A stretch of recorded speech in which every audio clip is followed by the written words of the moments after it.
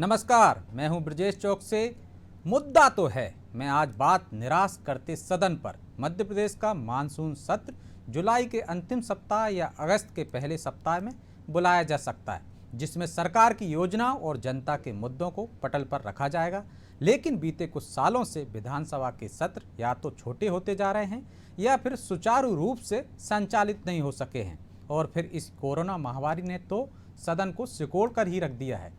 इसकी वजह से सत्र की समय सीमा को बहुत कम करना पड़ा। ऊपर से जितने भी दिन बैठकें होती हैं उनमें अधिकांश हंगामे की भेंट चढ़ जाती हैं, और जब सदन चलाए जाने की स्थिति नहीं दिखती तो हालातों को देखकर विधानसभा अध्यक्ष तय समय से पहले ही सत्र स्थगित कर देते हैं, जैसा कि मार्च में बजट सत्र के दौरान देखा गया था, जिसे विधानसभा अध्यक्ष गिरीश गौतम ने तय समय से पहले ही स्थगित कर दिया था। सत्रों की समयावधि कम होने से जहां आम जनता के मुद्दे विधानसभा के पटल तक नहीं पहुंच पा रहे हैं, वहीं योजनाओं का क्रियान्वयन भी सही तरीके से नहीं हो रहा, जिसकी वजह से प्रदेश की जनता को परेशानी का सामना करना पड़ रहा है। साथ ही लोकतंत्र का चेहरा भी बदलता जा रहा है। तो निराश करते सदन पर चर्चा शुरू करें उससे पहले देखिए ये रिपोर्ट।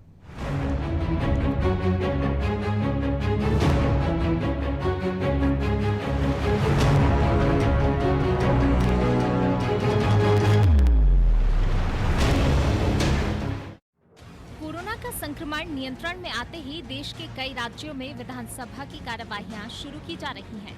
जैसे महाराष्ट्र विधानसभा का मानसून सत्र 5 जुलाई और छत्तीसगढ़ का 26 जुलाई से शुरू हो रहा है, और ऐसी संभावना जताई जा रही है कि मध्य प्रदेश विधानसभा का मानसून सत्र भी जुलाई के अंत तक बुलाया जा सकता है। हाल ही में विधानसभा अध्यक्ष गिरीश गौतम ने भी इसके संकेत दिए थे और कहा कि जुलाई के अंतिम सप्ताह और अगस्त के पहले सप्ताह तक विधानसभा का मानसून सत्र बुलाया जा सकता है। सरकार के सूत्रों का कहना है कि सितंबर से पहले सत्र बुलाना अनिवार्य है, जिससे उम्मीद जताई जा रही है कि राज्य सरकार जल्द ही सत्र बुलाएगी। वहीं मंत्रालय के सूत्रों का ये तक कहना है कि मानसून सत्र 5 दिन का हो सकता है, जिसमें वित्त विभाग के प्रथम अनुपूरक अनुमान प्रस्तुत किए जा सकते हैं, जिसमें कोरोना की व्यवस्था में हुए खर्च के लिए प्रावधान किए जाएंगे।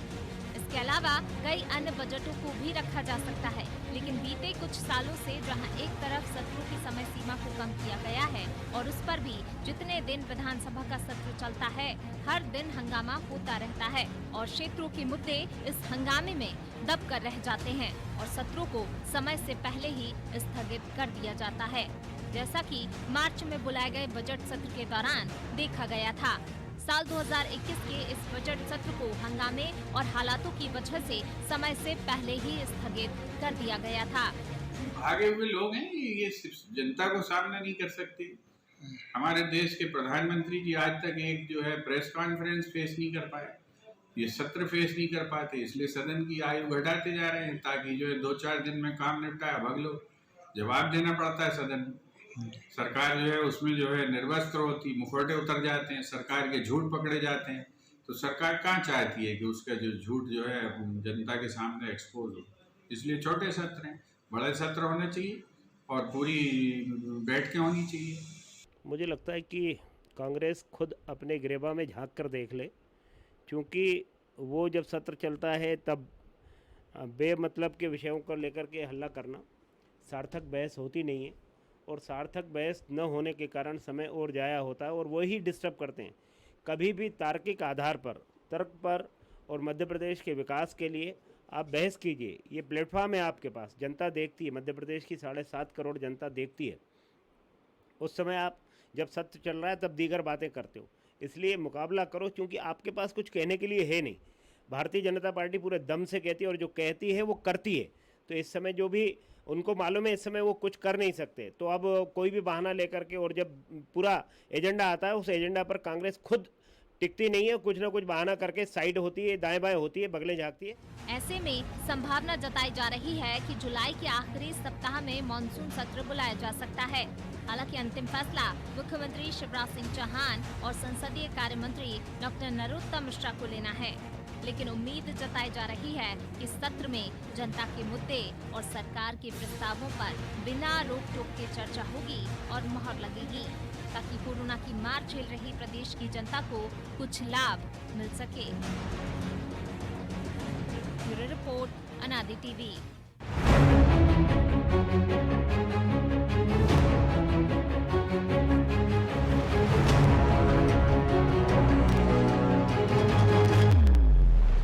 तो क्या सदन निराश कर रहे हैं? माननीय जनता के मुद्दों से भाग रहे हैं? सार्थक बहस के लिए सदन में चर्चा होनी चाहिए, लेकिन सदन की अवधियां लगातार छोटी होती जा रही हैं। इसी मुद्दे पर हमारे साथ चर्चा में शामिल हो रहे हैं हमारे मेहमान हैं पूर्व मंत्री और कांग्रेस के वरिष्ठ नेता चौधरी राकेश सिंह चतुर्वेदी, भाजपा के वरिष्ठ नेता विधायक शंकर लाल तिवारी जी। दोनों का ही लंबा अनुभव है सदन में। दोनों ही मेहमानों का मैं स्वागत करता हूं। नमस्कार। नमस्कार। शुरुआत चौधरी जी आपसे। जी हाँ। क्या सदन निराश कर रहे हैं जनता को? नहीं, पहली बात तो ये है कि लोकतांत्रिक व्यवस्था जो बनाई गई है जी, वो इसलिए बनाई गई है, सदन इसलिए बनाए गए हैं और सदस्य इसलिए चुन के जाते हैं कि वो प्रत्येक विषय पे वहाँ डिस्कशन हो। जी, क्या बजट, क्या जनता की अन्य मांगे, क्या जनता पे तत्काल में हो रहे कोई प्रकरण, जी, चाहे लॉ एंड ऑर्डर के हों चाहे किसी के भी हों, जो घटित घटनाएं हैं उनके बारे में डिस्कशन होना चाहिए। और ये माना जाता है कि सदन में लोकतांत्रिक व्यवस्था वही है जिससे हर विषय पर चर्चा हो और चर्चा के बाद उसका जो सार निकलेगा वो सार गर्भित होगा। लेकिन अफसोस के साथ ये कहना पड़ता है कि पिछले 15 वर्षों से मैं देख रहा हूँ जी, भारतीय जनता पार्टी कहती कुछ है बाहर कि हम चर्चा कराने को तैयार हैं, फला है, लेकिन मेरा जीवन का अनुभव जो देखा गया है, यही लोग वहाँ सदन समाप्त करते हैं, यही लोग सदन को समाप्ति की ओर ले जाते हैं और हमेशा सार्थक चर्चा से बचना चाहते हैं, जनता के मुद्दों से बचना चाहते हैं। विधानसभाएं सिर्फ इसलिए नहीं है कि आप बजट लाइए और पारित करा दीजिए और अपने उसको खर्च करिए आराम से। बिल्कुल। क्या राकेश जी इसके लिए सिर्फ एक सरकार या सत्ता पक्ष ही जिम्मेदार है? नहीं, सदन चलाने के लिए 100% सत्ता पक्षी जिम्मेदार है, क्योंकि इसका निर्णय सदन चलाने का माननीय सदस्य अध्यक्ष महोदय का होता है, संसदीय कार्य मंत्री का होता है और उनकी जब इच्छा होती है शासकीय कार्य पूरा किया और फिर आगे सत्र को आगे के लिए समाप्त कर दिया। लेकिन सत्र कितना चलेगा ये कार्य मंत्रणा समिति की बैठक में जहाँ विपक्ष भी होता है तय करते हैं, और फिर जब लगातार हंगामा होता रहता है तो एक मौका मिल जाता है कि सदन को स्थगित करने का। तो विपक्ष का भी तो दायित्व बनता है थोड़ा कि वो भी संयम बरते और सार्थक बहस करे हंगामे की जगह। अरे भाई, विधानसभा, मैं समझ गया आपकी बात को कि कार्य मंत्रणा समिति में तय होता है, समय तय भी हो जाता है जी, मुद्दे भी तय हो जाते हैं, लेकिन उस पर डिस्कशन कौन कराएगा? स्पीकर महोदय कराएंगे। उस पर डिस्कशन कौन कराएगा? गवर्नमेंट कराएगी। जब उनको डिस्कशन ही नहीं कराना है, आप अच्छा विपक्ष में रहने वाला व्यक्ति क्या करे? उसने नोटिस दिया है कोई धारा के अंतर्गत और आप उसको स्वीकार नहीं कर रहे चर्चा के लिए, तो वो हो हल्ला नहीं करेगा, वो आपसे बार बार कहेगा नहीं। और अगर वो अपनी मांग रख रहा है कि उस पर डिस्कशन करिए, तो आप कह रहे हो हल्ला हो रहा है और उसी में आप बैठ, ये एक तरीके से पैरालाइसिस है लोकतंत्र की और संसदीय प्रणाली की, जो मध्य प्रदेश में भारतीय जनता पार्टी राज सिंह के नेतृत्व में दिखा रही है। सदन की जो गरिमा है, सदन की जो प्रतिष्ठा है, चलिए पूरे तरीके से मध्य प्रदेश में। राकेश जी, तिवारी जी भी हमारे साथ जुड़े हैं, आपके साथ भी रहे हैं, वरिष्ठ विधायक हैं, उनसे को भी चर्चा में शामिल करें। तिवारी जी, भाजपा लगातार चर्चा से भाग रही है, ऐसा चौधरी राकेश सिंह जी का कहना है। आपके साथ भी विधायक रहे, दोनों का लंबा अनुभव है। हम चाहते हैं कि यहाँ डिबेट जो हो वो तो कम से कम सार्थक हो। मैं राकेश जी का तो कुछ नहीं कहूँगा, उनको तो डबल अनुभव है, क्यों नहीं कहेंगे आप? हाँ, नहीं कह रहा हूँ, और इतना आज जरूर कहूँगा कि राकेश जी अर्ध सत्य बोल रहे हैं। उन्होंने इतनी जोर से आज बोला कि सत्ता पक्ष की जवाबदारी है विधानसभा चलाना। मैं, मेरे मित्र, मेरे बंधु, आप जैसे वरिष्ठ नेता और विधानसभा के सदन के जानकार नेता, मैं आपको, आपकी प्रतिष्ठा को अपने हृदय में मानता हूँ, और आप इतनी जोर से बोल रहे हो कि अकेले सत्ता पक्ष की जवाबदारी है, जबकि आप अच्छी तरीके से जानते हो कि सदन चलाना विपक्ष और सत्ता पक्ष जो दोनों की जवाबदारी। सत्ता पक्ष में मैंने विधानसभा चलाना चाहता, सत्ता पक्ष का काम है विधानसभा आहूत करना, सत्ता पक्ष का काम है विधानसभा में जो प्रश्न है उनका उत्तर करना।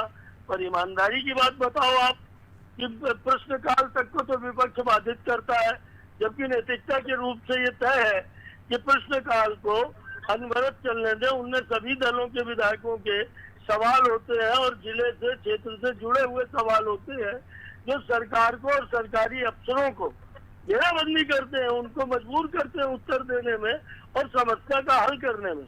पर दुर्भाग्य रहा है विधानसभा का कि प्रश्नकाल तक चलाने में दिक्कत रही। अभी पिछले दिनों मैं अध्यक्ष जी से कच्ची मुलाकात करने गया था, उनकी सबसे बड़ी चिंता ये थी कि भाई प्रश्नकाल में 10-15 प्रश्न हो पाते हैं, कभी 20 हो पाते हैं, और सत्रकाल में जो हंगामा होता है उसके कारण जो है, जबकि दोनों का फायदा है उसमें से, और ज्यादा विपक्ष का फायदा है प्रश्नकाल में, पर उसके बावजूद अध्यक्ष जी कह रहे थे आपसी बातचीत में कि क्या करें कि ये प्रश्नकाल तो हमारा पूरा हो और कुछ तिवारी अधिक जी, प्रश्नों को तिवारी हम ले जी। सके। बात पूरी होने दीजिए। जी जी, मैं आपसे विनती पूर्वक कह रहा हूँ। बिल्कुल आप पूरी बात सदन- कर ली। मैं एक आंकड़ा सदन- बताना चाहता था बस, जी आप कहें तो मैं बताऊं आंकड़ा। बिल्कुल बताइए भाई। 93-98 में 282 बैठकें हुई, 1998 से 2003 के बीच में 288 बैठकें हुई, 2003 से 2008 के बीच में आपकी सरकार आ गई थी 2003 में, तब बैठकें हुई 185, 2008 से 2013 तक 167, 2013 से 18 तक 135।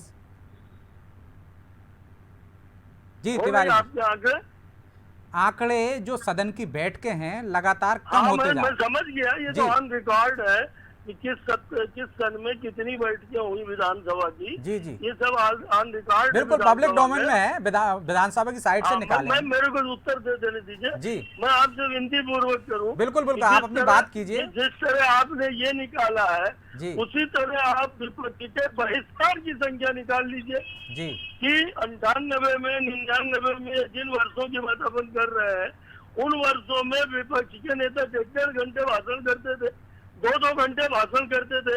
मैं विधायक था 2003 से लेकर के अभी 2018 तक। जी 2003 से लेकर के मुझे जमुना देवी जी का आदरणीय नेता थी, मैं उनको ऐसे से प्रणाम करता हूँ उनकी आत्मा को। जब तक जमुना देवी थी तब तक विधानसभा में विपक्ष का रवैया कुछ ठीक ठाक चला, कुछ गंभीर चला, कुछ मुद्दों में चर्चा भी होती रही। मैं राकेश जी की भी तारीफ करूंगा, खुले मन से करूंगा कि राकेश जी तैयारी करके आते थे, राकेश जी सदन में खड़े होते थे, तो चाहे मंत्री हो चाहे विधानसभा अध्यक्ष हो, सबको पूरी तन्मयता से एक एक शब्द सुनना पड़ता था। सत्ता पक्ष विपक्ष में राकेश जी को सुनना चाहता था, सुनता था, मैं खुद सुनता था।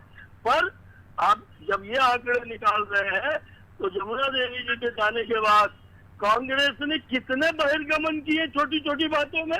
कई बार तो विपक्ष की स्थिति ये रही कि आधे उठ के चले गए, आधे बैठे। कई बार इनमें गुटबाजी ऐसी हुई कि कुछ तो बाहर निकल गए, हम बहिर्गमन करते हैं, और एक दिन में 8-8 बार, 10-10 बार इन्होंने बहिर्गमन किया है और हंगामे किए हैं।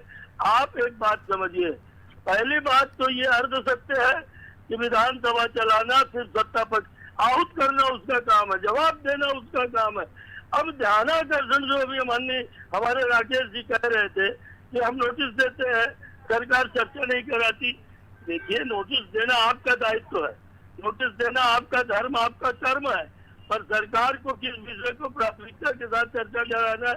और राकेश जी आपने तो खूब चर्चाएं कराई है, और इन्हीं 15 वर्षों में शिवराज जी के मुख्यमंत्री काल में कराई है, और आपके लंबे लंबे 1.5 घंटे के भाषण हुए।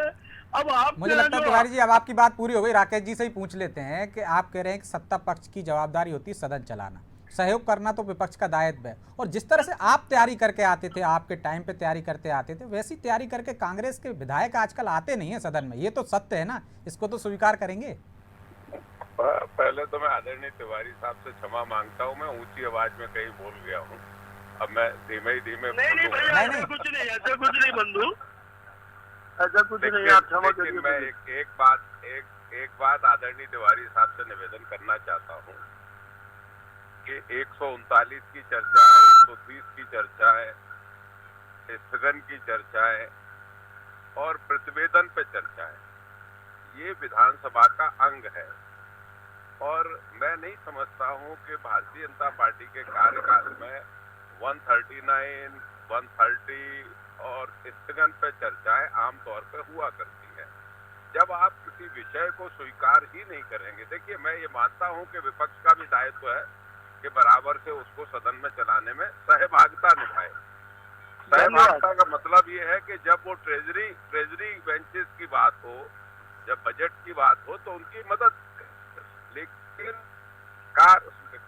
कोई प्रस्ताव लाना चाहता है किसी गंभीर घटना के ऊपर, तात्कालिक घटना के ऊपर, मध्य प्रदेश की किसी विशेष घटना के ऊपर, जैसे मैंने जो सेक्शंस गिनाए हैं, इन पे कभी चर्चा नहीं कराना चाहते। तिवारी जी को मालूम है, मैं तो थोड़ा सा अपने तरीके से अपने जो स्वभाव था उससे लग के चर्चाएं करा लेता था। लेकिन वर्तमान में ये देखा गया है कि लंबे सत्र तभी चलेंगे जब आप 139 की चर्चाएं कराएंगे, जब आप स्थगन स्वीकार करेंगे, जब आप जो प्रतिवेदन लंबित हैं हाउस में, जो टेबल हो चुके हैं, उन पे चर्चाएं कराएंगे। और ये माना जाता है कि हाउस टू हाउस के बीच में जो गैप रहा, उसमें जो ज्वलंत घटनाएं हुई, विपक्ष को वो घटनाएं उठाना चाहिए। सिर्फ प्रश्नकाल अकेला चले, प्रश्नकाल में जवाब और सवाल हो जाए और ध्यानाकर्षण हो जाए, ये पार्लियामेंट्री प्रैक्टिस का टोटल हिस्सा नहीं है, एक छोटा सा हिस्सा है।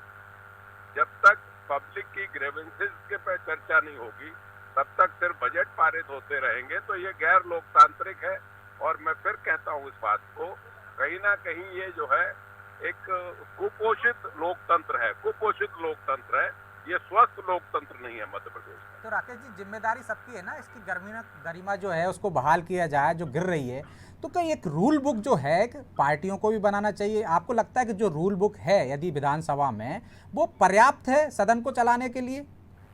जी हाँ, वो जो नियमावली है जी, वो बहुत स्ट्रांग है और बहुत बढ़िया है। मध्य प्रदेश की विधानसभा बहुत गौरवमयी इतिहास रहा है, वहाँ के जो रूल्स और रेगुलेशन है वो बहुत स्ट्रांग है और लोकतांत्रिक व्यवस्था को वो सपोर्ट करते हैं।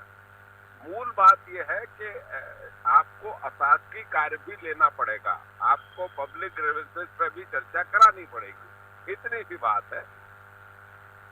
तिवारी जी, पब्लिक से संबंधित मुद्दों पे, जो जनता के हित के मुद्दे, उन पर चर्चा कराना पड़ेगी। और जो रूल है आपके पास, जो नियमावली है, उसका पालन क्यों नहीं किया जाता? छोटी छोटी सजाएं देकर क्यों छोड़ दिया जाता है? सदन चलाने की जिम्मेदारी है तो अधिकार भी है ना आपके पास, अध्यक्ष के पास अधिकार है, सत्ता पक्ष के पास अधिकार है। आप निलंबित कीजिए ना विधायक को जो हंगामा कर रहा है, उसकी वजह से सदन भेंट चढ़ रहा है हंगामे की वजह से, ना कि वहाँ पे चर्चा हो पा रही है। मेरे से पूछा ना आपने? जी जी तिवारी जी। सच ये है जो आपने शुरू में की, और राकेश जी की उदारता को मैं धन्यवाद करूंगा कि उन्होंने पहले तो ये बात स्वीकार कर लिया कि दोनों पक्षों की जवाबदारी है सदन को चलाना, सत्ता हो या विपक्ष हो, दोनों की जवाबदारी सदन की मर्यादा और सदन की कार्यवाही को सुचारू रूप से चलाने में दोनों का पक्ष है। नहीं, राकेश जी तो कह रहे हैं आपकी जिम्मेदारी है सिर्फ सत्ता पक्ष की, कि आपको सदन चलाना है, चाहे डंडे से चलाओ चाहे नियम से चलाओ, चलाना आपको है। जी जी, मैं बोल रहा हूँ। और दूसरा, उन्होंने ये भी स्वीकार किया बड़ी उदारता से, मैं फिर उनको थैंक्स कहूंगा कि उन्होंने कहा कि नहीं, वो तो किसी न किसी तरीके से अपनी बुद्धिमानी से, अपने तर्क से या अपने विषय की गंभीरता को प्राथमिक तौर पर विषय वस्तु को रखने के तरीके से, वो उन्होंने खुद बताया कि मैं अपने विषय निकालने जाता था। मैंने स्वयं 1.5 घंटा सुना है, मैंने स्वयं 2-2 घंटे 2.5 घंटे भाषण किए हैं हाउस के अंदर, राज्यपाल का भाषण में, इसमें। पर मैं ये पूछता हूँ कि राकेश जी जिस बुद्धिमानी से, विधानसभा तो नियम परंपरा से चलेगी, मुझे ऐसा कोई दिन याद नहीं आता कि जिस दिन राकेश चौधरी विधानसभा में आए हों और विधानसभा में खड़े हुए हों और उनके एक हाथ में किताब न रही हो। और बाकी के विधायकों को यदि आप प्रशिक्षित नहीं करेंगे, बाकी के विधायकों की अगर आप तैयारी नहीं कराएंगे और वो सिर्फ बहिर्गमन या नारेबाजी या प्रेस के सामने आकर के विधानसभा में, एक तरफ विधानसभा चलती है, दूसरी तरफ प्रेस की लाभी है, आप 15 कदम बाहर आए, 15 लोग नारे लगाते हुए किसी भी विषय पर, नेता प्रतिपक्ष की सहमति भी न हो तो भी आप आए और आपने प्रेस को बड़े इंटरव्यू दिए। तो ये जो छपास ने कलंकित किया है, इस छपास को निश्चित रूप से सभी पक्षों को विचार करना चाहिए। विधानसभा में अगर भाषण होते हैं तर्कयुक्त, आप कर रहे हैं 99-98 की बात, तो उस समय जो है तो धारा 139 की और अन्य चर्चाएं होती थी। अपने टाइम में भी खूब हुई है आदरणीय चौधरी जी। जब भी ओला, अकाल या कोई इस तरह की बड़ी घटनाएं आई है, आप सबने मांगा है और उसमें चर्चाएं भी हुई है। अब रही है स्थगन प्रस्ताव, अरे अविश्वास प्रस्ताव भी सरकार ने लिया है आपका, और अविश्वास प्रस्ताव में भी बहस करानी चाहिए, जिसमें आप ही का घटनाक्रम हुआ था और राहुल सिंह का। मैं ये कहना चाहता हूँ कि वो बुद्धिमानी जो आप में है, जो आप जिस ढंग से अपनी बात निकाल ले जाते थे और सारा सदन 1.5 घंटे सुनता था, उसी तरह विपक्ष के माननीय सुंदरलाल जी पटवा, माननीय कैलाश जी जोशी, माननीय गौरी शंकर जी सेजवार, ये सारे, माननीय विक्रम वर्मा जी, ये सारे लोग जब विधानसभा में खड़े होते थे तो सन्नाटा होता था। और ये 1.5 घंटे नहीं, 2-2 घंटे नहीं, कई बार इनका क्रम चलता था 2-2 दिन भाषण का। तो तिवारी जी, जो नए विधायक आ रहे हैं उनको तैयार करने की जिम्मेदारी भी तो दोनों दलों की है कि वो भी इतना लंबा भाषण दे सके। हम देखते हैं कि विधानसभा में पुस्तकालय में विधायक नहीं दिखते, खाली पड़ा रहता है। हाँ, ये सारे विषय संज्ञान में लेने के हैं, पर विधानसभा अध्यक्ष जी नए विधायकों के लिए हर परंपरा है विधानसभा की, चाहे जिस पार्टी की सरकार रहे, विधानसभा में जो नए विधायक उनके आते हैं तो नए पुराने दोनों के लिए दिल्ली से वक्ता आते हैं, पूर्व संसदीय ज्ञान के जानकार आते हैं, कई बार लोकसभा अध्यक्ष आते हैं, दूसरे विधानसभाओं के अध्यक्ष आते हैं, और उनकी चर्चा होती है और विधायकों को बताया जाता है क्या है शून्यकाल, क्या है जो है तो प्रश्नकाल। प्रश्नकाल मैंने इसलिए कहा था राकेश जी उस समय कि कम से कम बाकी तो हंगामे की भेंट होती है। एक चिंता अपन सबकी रही है, विधायक चिल्लाते हैं दोनों पक्ष के। एक विधायक का प्रश्न आ गया, वो बड़े नेता है तो आधा घंटा भर क्वेरी आउट कर रहे हैं, उनको चिंता ही नहीं है कि अन्य 10 विधायकों के भी प्रश्न लगे हैं, वो भी बेचारे क्षेत्र की समस्या को लेकर के महीनों पहले प्रश्न लगा के बैठे हैं, और फिर उसी प्रश्न पर बड़े नेताजी बहिष्कार करवा देते हैं और आधा घंटा का समय ले लेते हैं, तब तक समय काल प्रश्नकाल का समय खत्म हो जाता है। मैं अकेले प्रश्नकाल की बात नहीं कर रहा हूँ, बाकी के विषयों में भी विधानसभा में पूर्व में चर्चाएं हुई है, पर वो चर्चाएं कम इसलिए हुई है कि जब आपके पास तर्क नहीं होंगे, विषय नहीं होगा, वस्तु नहीं होगी, सिगुफेबाजी होगी, तो आपकी चर्चा नहीं टिक पाएगी। तिवारी जी, आप लंबे समय से सरकार में हैं। तिवारी जी, क्या आपको ऐसा महसूस होता है कि अनुशासन बनाने के लिए सदन में और शालीनता लाने के लिए हमें और सख्त अधिकार देने की जरूरत है? अधिकार होना चाहिए अध्यक्ष के पास, उसमें संशोधन होना चाहिए और सख्त अधिकार होना चाहिए उनके पास। इसलिए वो चुन के आया है तो सिर्फ बहिर्गमन करता है, जिसके कारण सदन में काम नहीं हो पाता।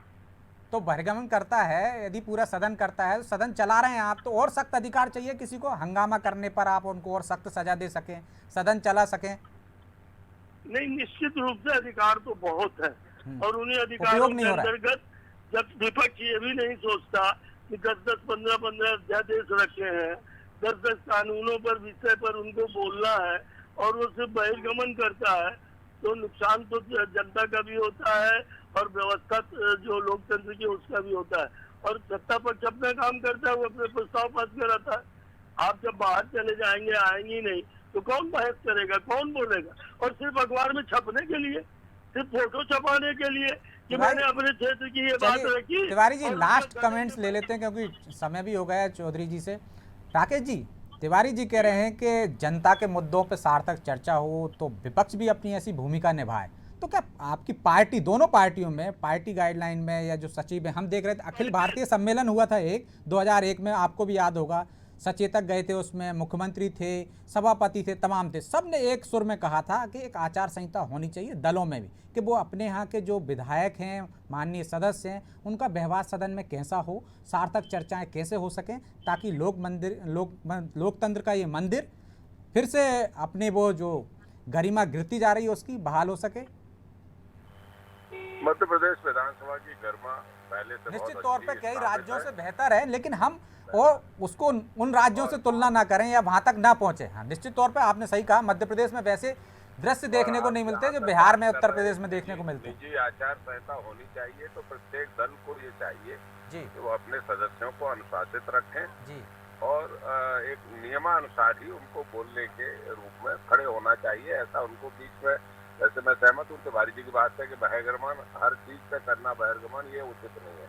लेकिन एक बात मैं जरूर सुझाव के रूप में देना चाहता हूँ कि जब कार्य मंत्रणा समिति की बैठक होती है माननीय स्पीकर महोदय की अध्यक्षता में, तभी ये विषय तय हो जाने चाहिए कि 139 में कौन कौन से विषय पर चर्चा होगी और 130 में कौन सी होगी और प्रतिवेदनों पर चर्चा कब कब होगी। उसके लिए समय कार्य मंत्रणा में पहले से डिसाइड कर लेना चाहिए ताकि बीच में प्रस्ताव पर कोई जोर ना रहे। निश्चित तौर पर कार्य मंत्रणा समिति में ये सब तय हो जाएगा तो ऐसे हंगामे की भेंट नहीं चढ़ेगी सदन।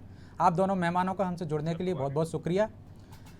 कहते हैं कि सदन लोकतंत्र का मंदिर है तो माननीय उसके पुजारी हुए, और जब पुजारी ही मंदिर का अनुशासन तोड़ें तो निश्चित तौर पर एक सख्त आचार संहिता लागू करने की ज़रूरत महसूस होती है, क्योंकि देश की जनता यही चाहती है कि उनकी समस्याओं में सदन में सकारात्मक चर्चा हो और उनका निराकरण किया जा सके। लेकिन माननीय अनुशासन में कैसे रहें ताकि चर्चा सार्थक हो और लोकतंत्र की गरिमा बढ़ सके, इस पर विचार करने की ज़रूरत है। तो मुद्दा तो है। मैं आज इतना ही, मुझे दीजिए इजाज़त और आप देखते रहिए अनादि टीवी। नमस्कार।